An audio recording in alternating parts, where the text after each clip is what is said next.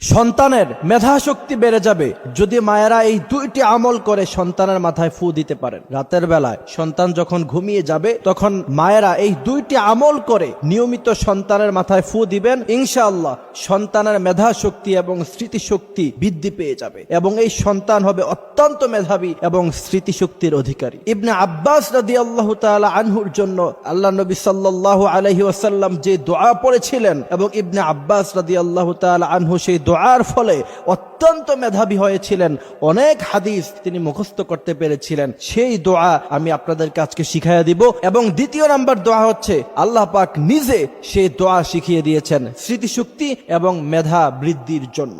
সেই দুই দোয়ার মধ্য থেকে প্রথম দোয়া হলো হযরত ইবনে আব্বাস রাদিয়াল্লাহু তাআলা আনহুর মেধা এবং স্মৃতিশক্তি খুব বেশি একটা ছিল না। আল্লাহ নবী সাল্লাল্লাহু আলাইহি ওয়াসাল্লাম হযরত ইবনে আব্বাসের জন্য তখন দোয়া করলেন, আল্লাহুম্মা ফাক্কিহু ফিদ্দীন, হে আল্লাহ আপনি ইবনে আব্বাসের ইলমে ফিকহের জ্ঞান বাড়িয়ে দেন। এই দোয়া যখন ইবনে আব্বাস রাদিয়াল্লাহু তাআলা আনহুর জন্য আল্লাহ নবী সাল্লাল্লাহু আলাইহি ওয়াসাল্লাম করলেন, তখন থেকে দেখা গেল ইবনে আব্বাস রাদিয়াল্লাহু তাআলা আনহুর মেধা এবং স্মৃতিশক্তি দিন দিন বৃদ্ধি পেল।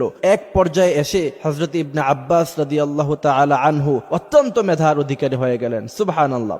এই জন্য মা বোনদের জন্য প্রথম আমল হলো সন্তান যখন ঘুমিয়ে যাবে নিয়মিত রাতের বেলা তার মাথার মধ্যে এই দোয়া পড়ে ফু দিবেন, আল্লাহুম্মা ফাক্কিহু ফিদ্দীন। এই দোয়া পড়ে সন্তানের মাথায় নিয়মিত ফু দিবেন, ইনশাআল্লাহ সন্তানের মেধা এবং স্মৃতিশক্তি দিন দিন বৃদ্ধি পাবে। এবং দ্বিতীয় নাম্বার যে আমল সেটা আল্লাহ রাব্বুল আলামিন নিজেই শিখিয়েছেন। আপনি অবাক হবেন, আলেম উলামারা সবাই এই আমল করে করে বড় আলেম হয়েছেন, বড় মুফাসসির হয়েছেন, অত্যন্ত মেধার অধিকারী হয়েছেন। এটা পরীক্ষিত একটি আমল। সেই আমল হচ্ছে রব্বি জিদনি ইলমা, রব্বি জিদনি ইলমা, রব্বি ইশরাহ লি সাদরি ওয়া ইয়াসসির লি আমরি ওয়াহলুল উকদাতাম মিন লিসানি ইয়াফকাহু কওলি। এই দোয়াটা পড়ব, পুরোটা পারলে পুরোটা পড়ব, আর যদি পুরোটা না পারি তাহলে কমসে কম রব্বি জিদনি ইলমা এতটুকু দোয়া নিয়মিত পড়ে বাচ্চার মাথায় ফু দিবেন, বাচ্চার চেহারায় ফু দিবেন, বাচ্চার শরীরে ফু দিবেন, ইনশাআল্লাহ দেখবেন আপনার বাচ্চা দিন দিন মেধাবী হয়ে উঠবে। আপনার বাচ্চা অন্যান্য 8-10টা বাচ্চার মতো হবে না। আপনার বাচ্চাকে দেখতে পাবেন যে সে দিন দিন মেধাবী হয়ে উঠছে। সুবহানাল্লাহি ওয়া বিহামদিহি সুবহানাল্লাহিল আযীম।